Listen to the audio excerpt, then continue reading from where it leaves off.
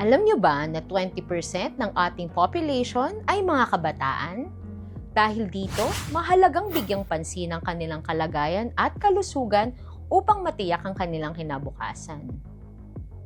Kapag nabigyan sila ng quality education, good health at opportunities para malinang ang kanilang kakayahan, mas malaki ang kanilang magiging ambag sa paghubog ng isang mas productive at maunlad na future. May mga challenges na kinakaharap ang ating mga kabataan sa ngayon. Kabilang dito ang maagang pagbubuntis. Alarming dito ang mga cases ng young girls aged 10 to 14 na nanganganak. Mula 2019, more than 2,400 ang naipanganak.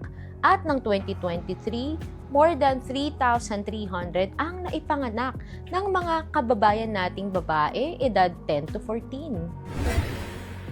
Mayroon namang more than 8,400 na kabataang ama mula sa edad 10 to 17 ang naitala.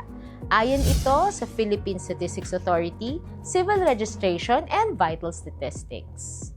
Kung magpapatuloy ang ganitong situation, maraming kabataan ang maaapektuhan ng kanilang education at panganib sa kanilang kalusugan at buhay ng mga batang ina, pati na rin ang kanilang mga anak. Ayon sa isang pag-aaral, tinatayang 3 bilyong piso ang nawawala sa ating ekonomiya dahil sa mga negatibong epekto ng maagang pagbubuntis. Bilang tugon, naipalabas ang Executive Order 141 Series of 2021 na nagtatakda sa adolescent pregnancy sa mga kabataang edad 10 to 19 bilang isang urgent national priority.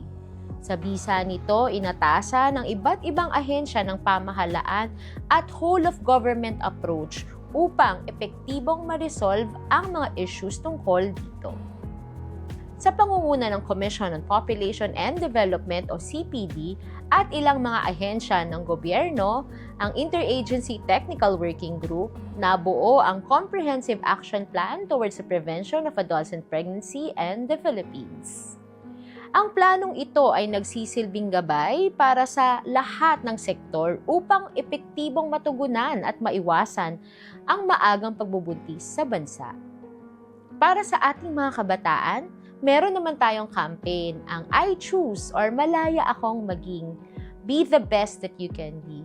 You can visit our pages, malayaako.ph, sa website at sa Facebook, I Choose #MalayaAkongMaging.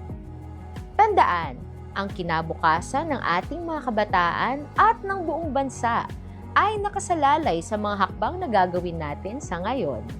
Para sa isang planado, matatag at maginhawang pamilyang Pilipino.